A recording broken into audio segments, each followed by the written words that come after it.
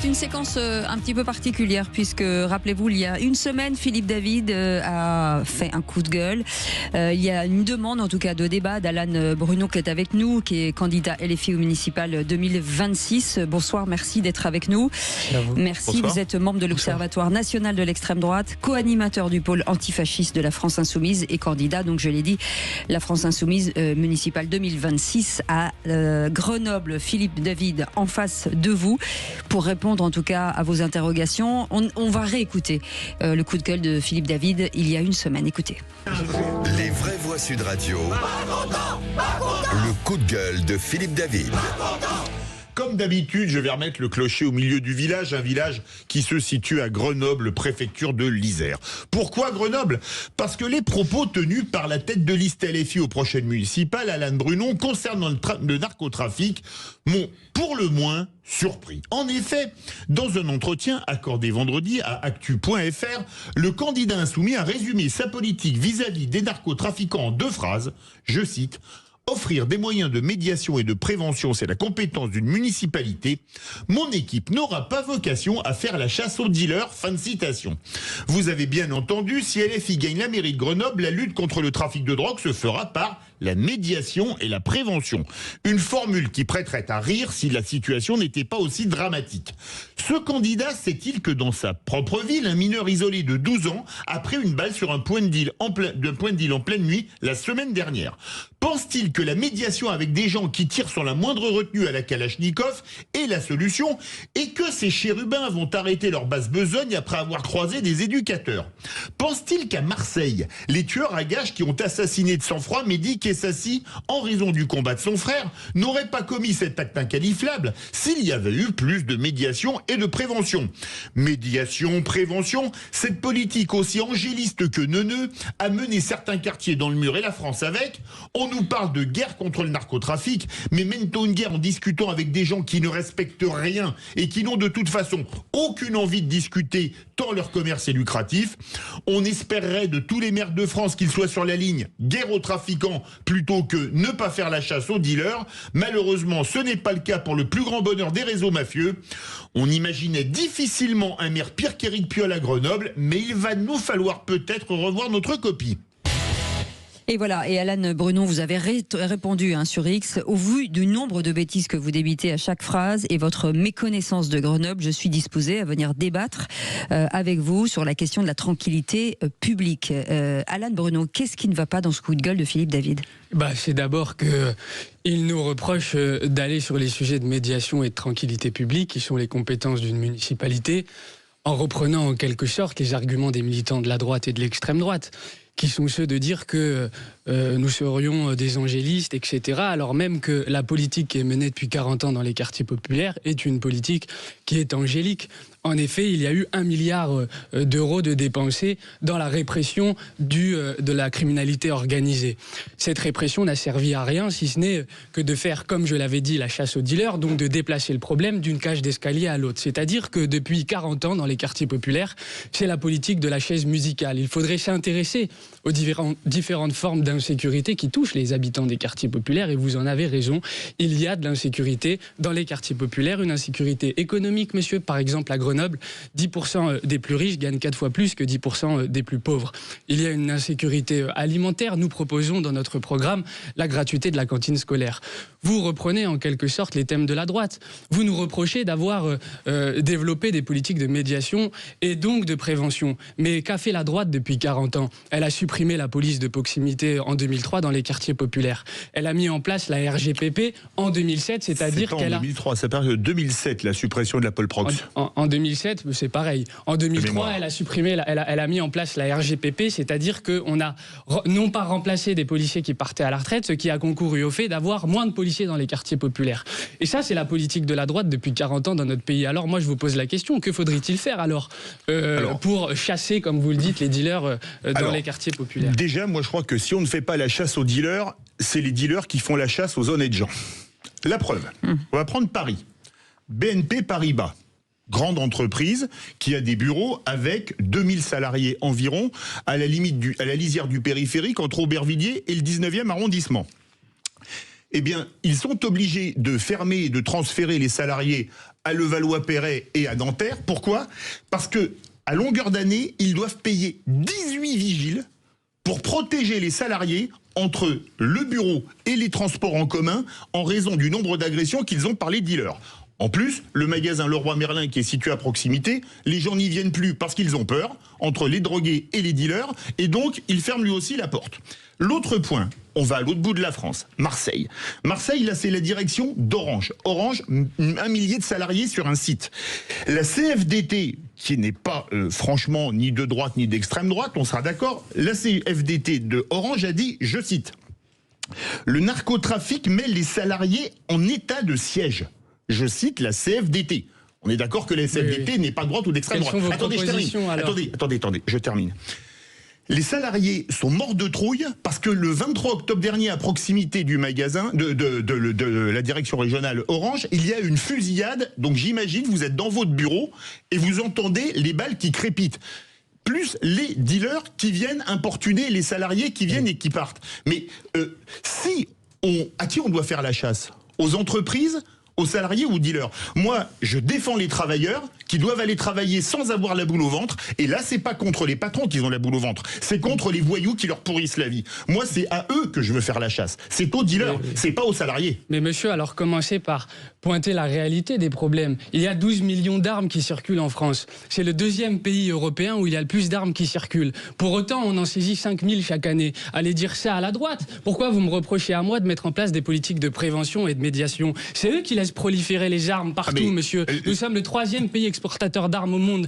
Il y a des armes qui sortent des usines. On va pas comparer des Rafales et les armes qu'il y a dans les banlieues. Oui, la France est le 3e exportateur d'armes du monde. Et donc les armes viennent d'où, monsieur ? Comment est-ce qu'on fait alors pour chasser les armes des quartiers populaires en s'attaquant à la racine de ce que sont la production des armes ? Son exportation, le fait qu'il y a des armes qui partent des réseaux de fabrication et qui arrivent dans la main de la criminalité organisée, ça c'est pas la France insoumise. Si vous voulez vraiment chasser ça, votez pour un insoumis à la présidentielle et vous verrez que ça changera. Alors, 2 choses. Déjà, les armes qui circulent dans les banlieues, c'est pas des armes françaises. C'est pas des FAMAS. Ça, c'est ce que vous dites, mais aucune étude reprend ce que vous êtes en train de dire. Moi, j'en ai parlé avec des syndicats de policiers que je connais bien. Donc, qui sont vachement compétents sur cette situation. Sur le trafic d'armes, ils sont quand même assez compétents. Oui, j'en ai même parlé à un ami général de gendarmerie en préparant le débat. Donc, ils ont quelques compétences. Les armes qui circulent en France, elles viennent très souvent des pays de l'Est. Alors, il y a eu la source Yougoslavie, quand il y a eu la guerre en Yougoslavie, il y a une trentaine d'années. Et il y a eu, maintenant, il y a l'Ukraine, malheureusement, puisqu'il y a la guerre en Ukraine depuis maintenant. Et donc, on se contente de la situation, on s'en satisfait. C'est normal qu'il y a des armes qui circulent en France. Et donc, vous estimez que la droite fait tout pour ne pas endiguer ce phénomène. Déjà, moi, je défends pas la droite ou la gauche. Je défends visiblement, vous nous attaquez. C'est la droite qui a cette politique depuis 30 ans. Ah non, mais attendez, moi, si vous voulez qu'on fasse une politique contre les armes, je dis banco. Dites-moi comment est-ce qu'on ferait alors. Dans ces cas-là, vous bloquez les quartiers où il y a des armes, on les connaît, désolé. Bloquez les entreprises qui les fabriquent, monsieur. Mais c'est pas des armes françaises. Si, monsieur, c'est des armes françaises dans les quartiers. Renseignez-vous. Bloquez les entreprises qui en fabriquent. Arrêtons d'exporter des armes dans les pays qui massacrent tout le monde, monsieur. Excusez-moi, mais ce que vous dites n'a pas de sens. Parce que la France, elle exporte des armes. Je vais vous dire ce qu'elle exporte, la France. Elle exporte des frégates. Qui vont où ? Qui servent à qui ? On a vendu des Rafales au Qatar, on en a vendu mais ça n'a aucun rapport. Excusez-moi, ça n'a aucun rapport entre les Kalachnikov qui tuent des gamins à Marseille, à Grenoble ou ailleurs, et les Rafales qu'on vend à l'Inde ou au Qatar. Ça n'a aucun rapport. Les armes sortent bien de quelque part, monsieur. Vous avez beau expliquer qu'elles sortent de Yougoslavie ou d'Ukraine, tout le monde trouvera votre argumentaire très sérieux. Je vais vous dire d'où elles viennent. Non mais excusez-moi, je recentre quand même le sujet. Vous avez interpellé Philippe David pour lui dire sur cette phrase, mon équipe n'aura pas vocation à faire la chasse aux dealers. Philippe David vous a répondu. Qu'est-ce que ça veut dire, mon équipe n'aura pas vocation à faire chasse aux dealers? Déjà, s'il avait lu plus de 4 phrases... Vous avez mal lu. S'il avait lu plus de 4 phrases de mon intervention, il aurait compris que nous allons développer dans les quartiers populaires une politique de la prévention et de la médiation. Parce que nous n'avons pas vocation, quand nous sommes élus d'une ville, monsieur, en effet, à remplacer la police judiciaire qui a été détruite dans ce pays, à remplacer, monsieur, le fait que désormais, avec les réformes Darmanin, il y a 3 millions de procédures qui restent en attente. Et donc, monsieur, nous avons en effet vocation à traiter nos policiers municipaux comme une police administrative qui, en effet, ne vont pas s'exposer. Nous n'allons pas armer la police municipale, en effet, monsieur. Je sais que vous êtes désagréablement surpris. Nous n'allons pas développer la vidéoprotection qui, selon selon la Cour des comptes, monsieur, ne sert à rien et qui permet de résoudre 1 à 3% des délits, peut-être que vous avez une position sur ça, mais en effet, nous allons nous mettre en place des politiques qui répondent à l'urgence sociale, à l'urgence économique et à la véritable insécurité qui gangrène les quartiers populaires, qui n'est pas celle que vous développez, monsieur, ici. La grande insécurité qui concerne les quartiers populaires, je vais en parler. Parce que vous la connaissez, peut-être que vous avez grandi dans un quartier populaire. Oui, dans le 9-3. Vous voyez un peu, moi, j'ai grandi à Villeneuve, dans le plus grand quartier de Grenoble, donc peut-être que nous allons pouvoir enfin parler dans la de la misère des gens. Alors, le problème, c'est que j'ai vu, désolé, je vais me faire du mal, je suis un peu plus âgé que vous, et j'ai malheureusement vu la situation évoluer dramatiquement. Mais pas la que droite dans le 93. Depuis très longtemps, qui en est responsable. Et puis, excusez-moi, mais peut-être qu'il est de droite, Macron, mais il était quand même ministre de François Hollande. Ça, c'est un détail. Droite, François Hollande est de droite, ça va pas être très difficile à moi de le reconnaître. Je peux parler du deal. Alors, on va parler des gens, des dealers. Ce sont des gens qui n'ont aucune limite. Quand vous voyez qu'ils prennent des gens, tiens, je pense au frère de Mehdi Kessassi, pas celui qui a été tué sur un contrat, on en a déjà parlé. L'autre qu'on a mis en barbecue. Vous prenez un type vivant, et vous le mettez dans une voiture à laquelle vous mettez le feu. Ça s'appelle de la barbarie. Il tire sur n'importe qui sans... Vous permettez, il tire sur n'importe qui sans hésiter. Je pense à la jeune Soukaina, étudiante, qui travaillait dans sa chambre. Des dealers tirent sur une pharmacie, sur un point de deal. Manque de chance. Mais on est d'accord avec tout ça, monsieur, mais en quoi ça concerne ce que je vais dire? Vous pensez vraiment que le maire de Grenoble a la possibilité d'agir là-dessus? Moi, ces gens-là... soyez sérieux, monsieur. Est-ce que vous pensez sincèrement que la médiation peut servir Mais la médiation, c'est la compétence de la municipalité, madame. Vous me demandez ce que je vais faire en tant que maire. Je ne vais pas remplacer, en effet, la police judiciaire qui a été détruite par la droite pendant 30 ans dans ce pays. Je vais faire ce qu'un maire doit faire, c'est-à-dire développer des brigades qui iront plutôt s'intéresser à ce que moi j'observe de l'insécurité, monsieur. Les violences intrafamiliales qui se sont développées dans ce pays. 45% des plaintes qui concernent un membre de la famille. On parle de 41 000 mineurs, monsieur. Est-ce que ça vous intéresse? Peut-être. La police, monsieur, vous savez ce qu'elle passe son temps à faire dans les quartiers populaires? Pour 30% de son temps consacré, elle le consacre au trafic de stupéfiants, monsieur. C'est-à-dire qu'elle ne traite pas à la racine les problèmes que subissent les gens. 94 000 femmes sont victimes de violences sexuelles par an, monsieur. C'est-à-dire qu'il y a 12% d'entre elles qui portent plainte. Sur ces 12% de femmes qui portent plainte, 1 à 3% des auteurs sont condamnés. Ça, c'est une véritable politique qu'un maire peut mettre en place. Accueillir cette parole. C'est pas sur ce sujet-là que vous êtes venu, monsieur. Mais parce qu'il essaye de me dire qu'en tant que maire, j'irai armer ma police municipale, mettre de la caméra de vidéoprotection partout et faire la chasse aux dealers. C'est faux, monsieur. Mais la médiation n'amène rien. Je vais vous prendre un chiffre. Un exemple. C'est pas moi qui le dis. Qu'est-ce qui amène la politique violente et répressive d'une droite, monsieur, qui n'a comme seul objectif dans les quartiers d'y foutre la pagaille, de développer une police qui y va avec... Excusez-moi, on va pas être dans l'inversion accusatoire. C'est pas la police qui met la pagaille dans les quartiers. Ah si, monsieur, c'est la police qui met la pagaille dans les quartiers. On va pas être dans l'inversion accusatoire. Permettez-moi de vous dire... monsieur, vous croyez que les opérations de la BST ont un intérêt, si ce n'est de foutre la pagaille dans les quartiers, monsieur? Non mais attendez, excusez-moi, qui est-ce qui tue dans les quartiers? Les trafiquants ou la police? Non mais attendez, qui est-ce qui tue? Je vous pose une question. Par exemple, depuis 20 ans, monsieur, je vais vous dire qui tue aussi dans les quartiers aussi, monsieur. Depuis 20 ans, depuis la mort de Ziad Ebouna, il y a eu 163 personnes qui ont été assassinées dans les mêmes conditions que l'assassinat de Ziad Ebouna, monsieur. Vous appelez ça comment, monsieur, la police qui tire sur les gens? Un assassinat, c'est prémédité. Un assassinat, c'est prémédité, ça n'a rien à voir. Et d'ailleurs, les flics ont été blanchis. Ça n'existe pas, monsieur. J'ai jamais dit que les jeunes qui subissent des contrôles au faciès, monsieur, ça n'existe pas. Attendez, vous permettez. Les Noirs et les Arabes dans les quartiers populaires qui sont contrôlés 20 fois plus qu'une personne blanche, ça vous effraie pas, non? Vous êtes tranquillement quand vous sortez du studio, vous êtes bien.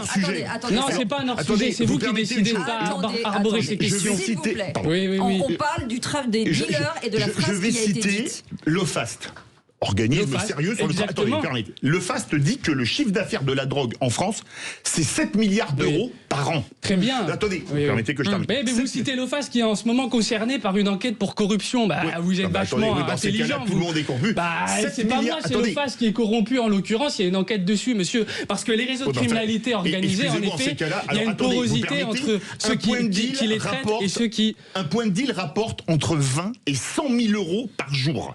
Est-ce que vous croyez qu'en gérant une telle manne, et puis là, désolé, c'est pas du chiffre d'affaires, c'est quasiment de la marge. Est-ce que vous croyez que les gars, ils vont laisser tomber?